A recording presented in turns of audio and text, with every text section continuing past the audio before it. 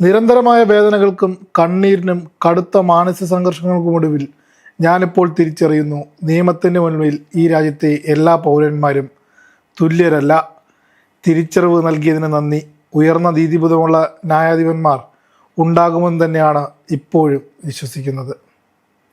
അതിജീവിതയുടെ അതിവൈകാരികമായ പോസ്റ്റാണ്. കഴിഞ്ഞ കുറച്ച് ദിവസങ്ങളായി എന്തുകൊണ്ട് അതിജീവിത പ്രതികരിക്കുന്നില്ല എന്ന തരത്തിലുള്ള പോസ്റ്റുകൾ പല ഘട്ടങ്ങളിൽ വന്നിരുന്നു. അതിജീവിതയുടെ നാവായി ഭാഗ്യലക്ഷ്മി പ്രതികരിച്ചു എന്നുള്ള തരത്തിലുള്ള വാർത്തകൾ വന്നിരുന്നു, പോസ്റ്റുകൾ വന്നിരുന്നു. എന്ത് തോന്നുന്നു? ഇതിൽ അതിജീവിത തന്നെ സമ്മതിക്കുന്നൊരു കാര്യമുണ്ട്. നിങ്ങളെല്ലാവരും അവർക്ക് കിട്ടിയ വിധി 6 പേരെ കുറ്റക്കാരെന്ന് വിധിക്കുമ്പോഴും അതുപോലെ തന്നെ അവർക്ക് ശിക്ഷ വിധിക്കുമ്പോഴും നിങ്ങളെല്ലാം ഞെട്ടിയല്ലോ. ഞാൻ ഞെട്ടിയിരുന്നില്ല എന്നാണ് പറയുന്നത്. എന്താണ് പറയാനുള്ളതല്ലേ? അതിൽ തന്നെ ഒരു നിരാശ അവർ രേഖപ്പെടുത്തുന്നുണ്ട്. അവർ ആ പോസ്റ്റിന്റെ ഒപ്പം തന്നെ പങ്കുവയ്ക്കുന്ന എന്തുകൊണ്ട് കോടതിയിൽ വിശ്വാസം നഷ്ടപ്പെടാൻ കാരണമായി എന്നുള്ള പോയിന്റുകൾ അടക്കമാണ് പറയുന്നത്. ഒരു ആക്രമിക്കപ്പെട്ട ഒരു സ്ത്രീ, അപമാനിതയായ ഒരു സ്ത്രീ എഴുതി ബോധിപ്പിക്കേണ്ട സാഹചര്യം സമൂഹം അവർക്ക് കൊടുത്തു എന്നതാണ് ഈ പോസ്റ്റിന്റെ ആകെ തുക എന്ന് പറയുന്നത്. കുറെ പേർ വലിച്ചു കീറിയില്ലേ, ഇതിന്റെ ഇഴകീറി പരിശോധിക്കുകയും പല അപമാനകരമായ സംഭവങ്ങൾ പറയുകയും ഡെമോ വേണമെന്ന് അടക്കമുള്ള സോഷ്യൽ മീഡിയ ഇൻഫ്ലുവൻസേഴ്സ് പറയുകയും ചെയ്തിട്ടും അവരവിടെ പിടിച്ചു നിൽക്കുകയാണ്. ശരിക്കും പറഞ്ഞാൽ അവരുടെ വിജയം ഈ 8 വർഷത്തെ പോരാട്ടം തന്നെയാണ്. കൂടെയുള്ളവരെ വായടപ്പിക്കാൻ ശ്രമിച്ചു. നീതിക്ക് വേണ്ടി സംസാരിച്ച പല മാധ്യമ പ്രവർത്തകരെ നമ്മൾ കണ്ടുവന്ന് വിധി വന്ന ദിവസം റോഷി പാൽ എന്ന മാധ്യമ പ്രവർത്തകന്റെ ചുറ്റും കൂടി നിന്ന് അദ്ദേഹത്തോട് അശ്ലീലം പറയുന്ന, ആക്ഷേപിക്കുന്ന തരത്തിലുള്ള വീഡിയോസ് ഒക്കെ നമ്മൾ കണ്ടു. അതിജീവിതയ്ക്ക് വേണ്ടി സംസാരിച്ച എല്ലാവരെയും അടച്ചാക്ഷേപിക്കുന്ന തരത്തിൽ എന്തെല്ലാം നടന്നിട്ടും ഇപ്പോഴും പോരാട്ടം തുടരുകയാണ്. ട്രയൽ കോടതിയിൽ എന്റെ വിശ്വാസം നഷ്ടപ്പെടാൻ കാരണമായ കാര്യങ്ങൾ: 1, ഈ കേസിൽ എന്റെ അടിസ്ഥാന അവകാശങ്ങൾ സംരക്ഷിക്കപ്പെട്ടില്ല. നമുക്കറിയാം, നമ്മുടെ ഈ ദൃശ്യങ്ങളടങ്ങിയ മെമ്മറി കാർഡിന്റെ ഹാഷ് വാല്യൂ 3 തവണയാണ് മാറിയത്. അതിനർത്ഥം ആ മെമ്മറി കാർഡ് ഓപ്പൺ ചെയ്യപ്പെടുകയോ കോപ്പി ചെയ്യപ്പെടുകയോ ഒന്നിലധികം തവണ കോപ്പി ചെയ്യപ്പെടുകയോ ഷെയർ ചെയ്യപ്പെടുകയോ ചെയ്തു എന്ന് ഉറപ്പുള്ള കാര്യമാണ്. പക്ഷെ അതിൽ പിന്നീടുള്ള അന്വേഷണം എവിടെ എത്തി, അതിൽ പിന്നീടുള്ള കാര്യങ്ങൾ എങ്ങനെ എത്തി, എന്താണ് സംഭവിച്ചത് എന്ന് ആർക്കും അറിയില്ല. ഇതെല്ലാം ഇത്രയും ഓപ്പൺ ആയ ഒരു കേസിൽ, എല്ലാവർക്കും അറിയാവുന്ന ഒരു കേസിൽ ഇത്രത്തോളം അട്ടിമറികൾ നടന്നിട്ടുണ്ട്. അതിനെല്ലാം ന്യായീകരിക്കാൻ ഇപ്പോഴും ഒരു കൂട്ടം മനുഷ്യരിവിടെ ഉണ്ട് എന്നുള്ളത് വളരെ ദൗർഭാഗ്യകരമായ കാര്യമാണ്. അത് അതിജീവിത അന്ന് പറഞ്ഞ കാര്യങ്ങൾ തന്നെ വീണ്ടും മുറിച്ചിരിക്കുന്നു. ഈ കേസിൽ ആദ്യം എത്തിയ 2 പബ്ലിക് പ്രോസിക്യൂട്ടർ കോടതിയിലെ അന്തരീക്ഷം പ്രോസിക്യൂഷനോട് ശത്രുതാപരമായി പെരുമാറിയതായി വ്യക്തമാക്കിക്കൊണ്ട് രാജിവെച്ചിരുന്നു. മെമ്മറി കാർഡ് അനധികൃതമായി കൈകാര്യം പ്രോസിക്യൂട്ടർമാർ രാജിവെച്ചു എന്ന് പറയുമ്പോൾ അവർ പറയുന്നുണ്ട്, രാജിവെക്കുമ്പോൾ അവർ പറയുന്നുണ്ട്, എന്നോട് വ്യക്തിപരമായി പറഞ്ഞു, ഈ കോടതിയിൽ നിന്ന് നിങ്ങൾ നീതി പ്രതീക്ഷിക്കരുത് എന്ന്. പ്രതിഷേധാത്മകമായി അവർ റിസൈൻ ചെയ്ത് പോകുമ്പോൾ, രാജിവെച്ച് പുറത്തേക്ക് പോകുമ്പോൾ അവർക്കറിയാം നീതി കിട്ടില്ല എന്ന്. മെമ്മറി കാർഡ് അനധികൃതമായി കൈകാര്യം ചെയ്തതുമായി ബന്ധപ്പെട്ട് സമഗ്രമായ അന്വേഷണം നടത്തണമെന്ന് ഞാൻ പലതവണ ആവശ്യപ്പെട്ടു. എന്നാൽ അതുമായി ബന്ധപ്പെട്ട അന്വേഷണ റിപ്പോർട്ട് ആവർത്തിച്ച് ആവശ്യപ്പെട്ടിട്ടും നൽകിയിരുന്നില്ല. പിന്നെ ഹൈക്കോടതി നിർദ്ദേശപ്രകാരം മാത്രമാണ് നൽകപ്പെട്ടത്.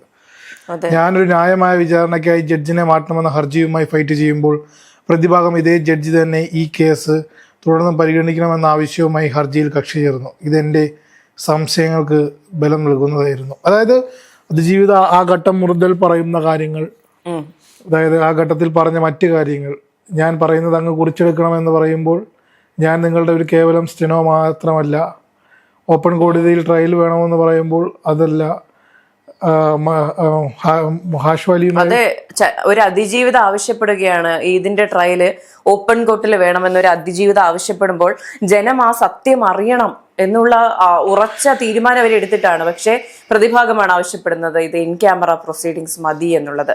8 വർഷം അവർ നടത്തിയ പോരാട്ടം ഒന്നുമല്ലാതാക്കി കളഞ്ഞതാണ്. എന്റെ ആശങ്കകളും അനുഭവങ്ങളും അറിയിപ്പ് ബഹുമാനപ്പെട്ട രാഷ്ട്രപതിക്കും ബഹുമാനപ്പെട്ട പ്രധാനമന്ത്രിക്കും സുപ്രീം കോടതി ചീഫ് ജസ്റ്റിസിനും എനിക്ക് കത്തുകൾ അയക്കേണ്ടി വന്നിട്ടുണ്ട്. ഈ കേസിന്റെ നടപടികൾ ഓപ്പൺ കോടതിയിൽ പൊതുജനങ്ങളും മാധ്യമങ്ങളും നേരിട്ട് കാണാൻ കഴിയുന്ന രീതിയിൽ നടത്തണമെന്ന് ഞാൻ ഈ കോടതിയിൽ ആവശ്യപ്പെട്ടു. എന്നാൽ ആ അപേക്ഷയും തീർത്തും നിഷേധിച്ചിരിക്കും. So many people have inspired to me, nothing like them. Thank you for your lessons എന്ന് പറഞ്ഞാണ് ഈ പോസ്റ്റ് അവസാനിപ്പിക്കുന്നത്.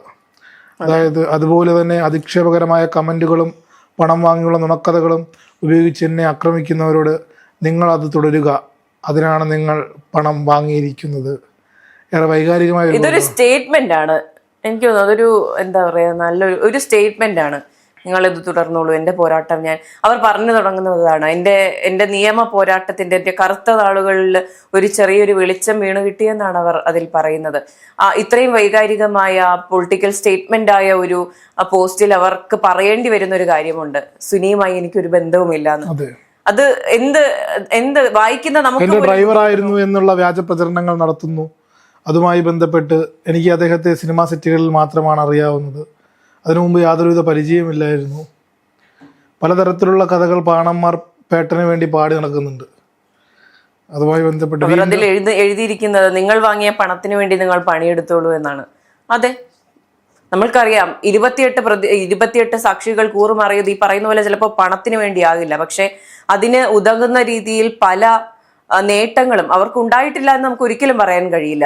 അതുപോലെ ദിലീപ് എന്തുകൊണ്ട് രക്ഷപ്പെട്ടു എന്ന ടൈറ്റിലിൽ ഒരുപാട് വീഡിയോസ് കറങ്ങുന്നുണ്ട്. അഗ്നിശുദ്ധി വരുത്തി കളഭാഭിഷേകം നടത്തി ദിലീപ് 18-ാം തീയതി ബബ്ബ എന്ന ചിത്രവുമായി തിയേറ്ററിലേക്ക് വരികയാണ്. ഒരു മോഹൻലാലിന്റെ കൈപിടിച്ച് ആദ്യഘട്ടത്തിൽ ഇരയോടൊപ്പം എന്ന് പറഞ്ഞുകൊണ്ട് ദിലീപിന് വേണ്ടി പ്രാർത്ഥിക്കുന്നു എന്ന് പറഞ്ഞ അമ്മയുടെ മുൻ പ്രസിഡന്റും കേരളത്തിലെ ഒരുപാട് ആരാധക വൃന്ദങ്ങളുടെ മനസ്സിൽ ഇടം നേടിയ ശ്രീ മോഹൻലാൽ കുറേ നാളുകൾക്ക് ശേഷം ആരോപണ വിധേയനായ ദിലീപിനൊപ്പം വരുന്ന ചിത്രം, ഗോകുലം നിർമ്മിക്കുന്ന ചിത്രം. അപ്പോൾ അത്തരത്തിൽ നൽകുന്ന സന്ദേശം, ഇതിനു മുമ്പ് ജയിലിൽ പോകുന്ന മുമ്പ് രാമലീല എന്ന് പറയുന്ന ചിത്രം ഇറങ്ങിയതിന് ശേഷം 85 ദിവസം കിടന്നതിന് ശേഷം ഇറങ്ങിയതിന് ശേഷം ആ ചിത്രം വരുന്നു, അത് ഓളം ഉണ്ടാക്കുന്നു. ഈ സ്റ്റേറ്റ്മെന്റ്, ഈ ബബബ എന്ന് പറയുന്ന ചിത്രത്തിൻ്റെ വിജയം, ബബബ എന്ന് പറയുന്ന ചിത്രത്തിൻ്റെ കൊമേഴ്ഷ്യൽ ഗ്രോസ് കളക്ഷനെ പറ്റിയൊന്നും പറയുന്നില്ല. ആൾക്കാർ കലാപരമായി അല്ലെങ്കിൽ ഏത് തരത്തിൽ അതിനെ കൈകാര്യം ചെയ്യും എന്നുള്ളത് അതിജീവിതയോടൊപ്പം ഈ സമൂഹം എത്ര മാത്രം ഉണ്ടാകും.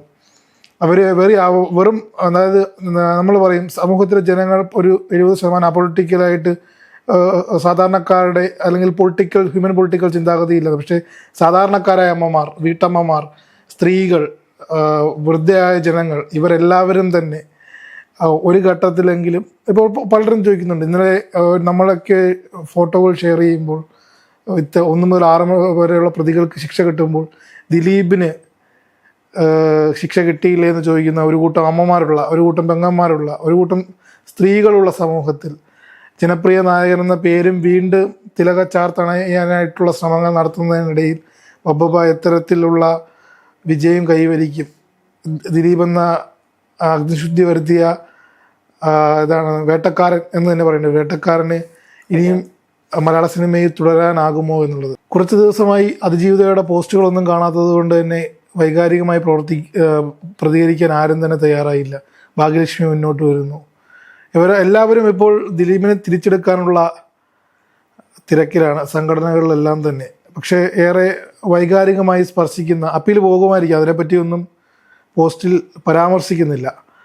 നിയമപോരാട്ടം തുടരുക എന്ന് മാത്രമേ ഈ ഘട്ടത്തിലും പറയാനുള്ളൂ. എന്നും അതിജീവിതയ്ക്കൊപ്പം മാത്രം വരുന്ന ആളുകളിൽ ഇത്രത്തോളം ഒരു വലിയൊരു ട്രോമയിൽ ഇത്രത്തോളം വർഷം കഴിയുന്ന അവർക്ക് അവരുടെ ആദ്യ പ്രതിയുമായി ബന്ധമില്ല എന്ന് പറയേണ്ടി വരുന്ന ആ സാഹചര്യത്തിലേക്ക് നമ്മുടെ സമൂഹം അവരെ എത്തിച്ചു എന്നുള്ളത് വളരെ ഭയാനകമായ ഒരു കാര്യമാണ്. ഞാൻ ഈ പോസ്റ്റ് ഇപ്പം മേഘയാണ് എനിക്ക് ഇൻസ്റ്റാഗ്രാമിൽ ഷെയർ ചെയ്തത്. അപ്പോൾ ഞാനത് മൊത്തം ഇരുന്ന് വായിക്കുകയായിരുന്നു. അപ്പോൾ അത് വായിക്കുമ്പോൾ തന്നെ അതിനകത്ത് ഒരു വൈകാരികമായിട്ടുള്ള അവരുടെ അവരുടെ നിയമപോരാട്ടം എങ്ങും എത്തിയില്ല.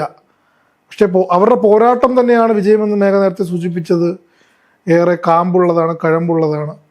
പക്ഷെ നീതി ലഭിക്കണം. അവരുടെ അഭിഭാഷക പറഞ്ഞ പോലെ നീതി എന്ന് പറയുമ്പോൾ വെറും നീതിയല്ല, കുറ്റക്കാരെല്ലാവരും ശിക്ഷിക്കപ്പെടണം. ഇതിൽ ചെറിയൊരു പങ്കെങ്കിലും ഉണ്ടായിരുന്നവർ, ഇതിനെക്കുറിച്ച് അറിവെങ്കിലും ഉണ്ടായിരുന്നവർ, മൗനസമ്മതം കൊടുത്തവർ, അതിന് ശേഷമുണ്ടായ എല്ലാവരും ഇതിൽ കുറ്റം ഏറ്റിട്ടുള്ളവരാണ്, തുല്യ കുറ്റമുള്ള ആൾക്കാരാണ്. ഇവർക്കെല്ലാം തക്ക ശിക്ഷ ലഭിക്കണം.